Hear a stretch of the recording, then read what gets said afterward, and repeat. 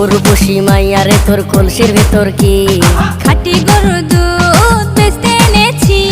দে না একটু খাই, দামটা আগে চাই, আর দে না একটু খাই। দামটা আগে চাই, তোদের মতো ভিড় খাওয়াদের চেনে রেখেছি। উর্বশী মাইয়ারে তোর কলসির ভেতর কি